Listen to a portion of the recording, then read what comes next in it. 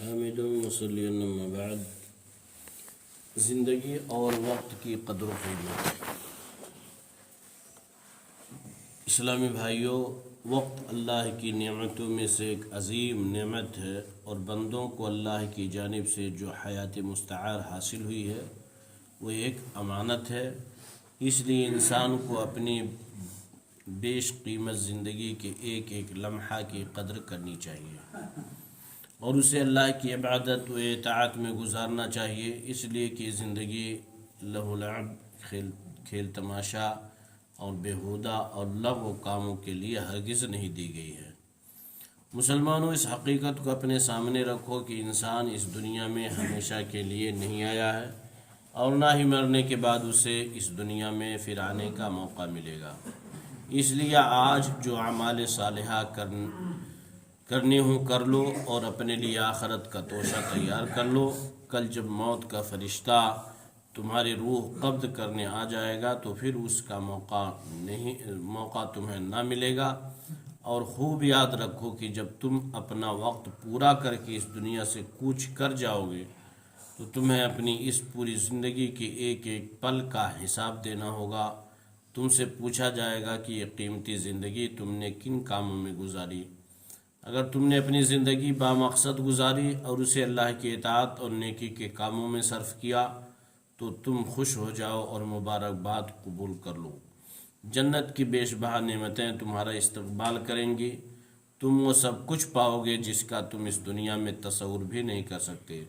لیکن اگر تم نے خدا ناخواستہ زندگی یوں ہی کھیل تماشا اور لہو و لعب میں گزار دی، اللہ کے ذکر سے غافل اور اس کے احکام کو نظر انداز کرتے رہے، تو جہنم کا دردناک عذاب چکھنے کے لیے تیار رہو۔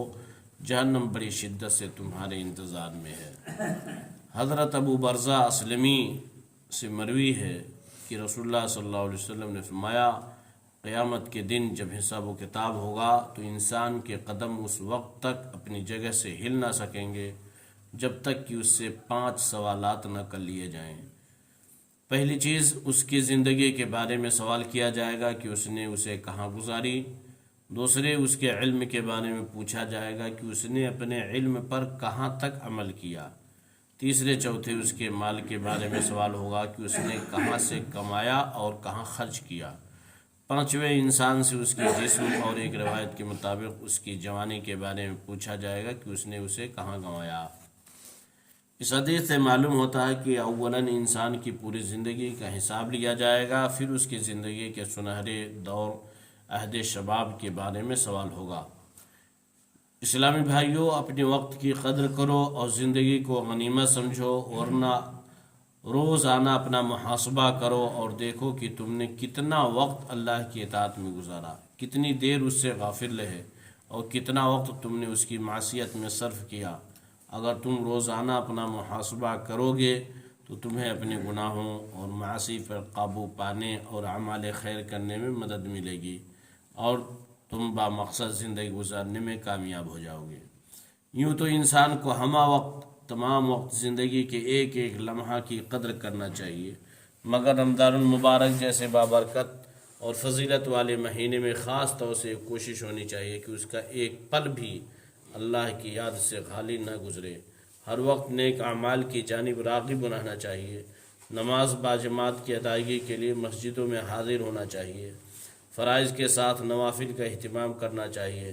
حسب توفیق صدقہ و خیرات کرنا چاہیے۔ کثرت سے قرآن کریم کی تلاوت اور ذکر و اذکار میں مصروف رہنا چاہیے۔ دینی کتب خصوصاً حدیث و سیرت کی کتابوں کا مطالعہ کرنا اور علماء و صلحاء کی مجلسوں میں بیٹھ کر اپنے عقائد و اعمال کی اصلاح کی کوشش کرنی چاہیے۔ اس طرز عمل کے اچھے اثرات ظاہر ہوں گے اور اس کے نتائج ہر لحاظ سے بہتر ہوں گے۔ حضرات، زندگی کے تعلق سے ہمیں یہ بات ہمیشہ یاد رکھنی چاہیے کہ زندگی محدود ہے۔ جس کے لیے اللہ نے جتنی عمر مقرر کر دی ہے اس میں ایک لمحہ کی کمی یا زیادتی کا امکان نہیں ہے، اور یہ بھی حقیقت ہے کہ جو عمر یا زندگی انسان کو دی گئی ہے وہ ہر لمحہ کم ہو رہی ہے، اور زندگی کا جو بھی حصہ گزرتا جا رہا ہے وہ دوبارہ نہیں مل سکتا۔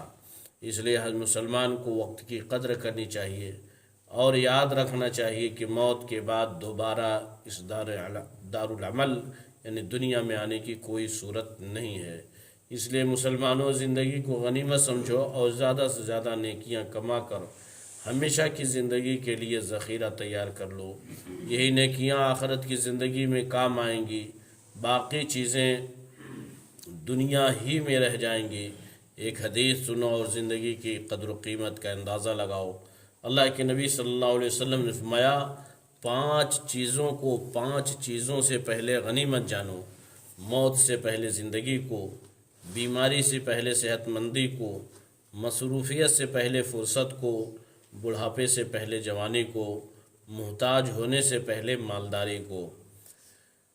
میرے اسلامی بھائیوں، زندگی محدود ہے اور موت برحق ہے جو ہر حال میں آئے گی، اور انسان دنیا چھوڑ کر آخرت کو سدھار جائے گا، لیکن کسی کو یہ خبر نہیں کہ موت کب آئے گی، حتیٰ کہ انبیاء کو بھی موت کے وقت کا علم نہیں۔ اس لیے ہر وقت موت کے استقبال کے لیے تیار رہو۔ اس دھوکہ میں نہ رہو کہ ابھی جوان ہوں، ابھی پوری زندگی نیک عمل کے لیے باقی پڑی ہے، کیا خبر کہ موت اچانک آ جائے اور توبہ کی بھی توفیق نہ ملے اور خائب و خاسر تم دنیا سے رخصت ہو جاؤ۔ اس لیے تمام مسلمانوں کو زندگی اور وقت کی قدر کرنی چاہیے، ہر وقت موت کو یاد رکھنا چاہیے، دنیا کی بے ثباتی کا یقین ہونا چاہیے، ابدی اور دائمی زندگی کی فکر کرنی چاہیے، اور اعمال صالحہ کا زیادہ سے زیادہ ذخیرہ جمع کر کے آخرت کی زندگی کو بہتر سے بہتر بنانے کی فکر ہونی چاہیے۔ اللہ تعالی ہم سب کو اس کی توفیق دے اور زندگی اپنی اطاعت و عبادت میں گزارنے کا موقع عطا فرمائے۔ آمین۔ وصلی اللہ علی نبینا محمد وعلی آلہ وصحبہ اجمعین۔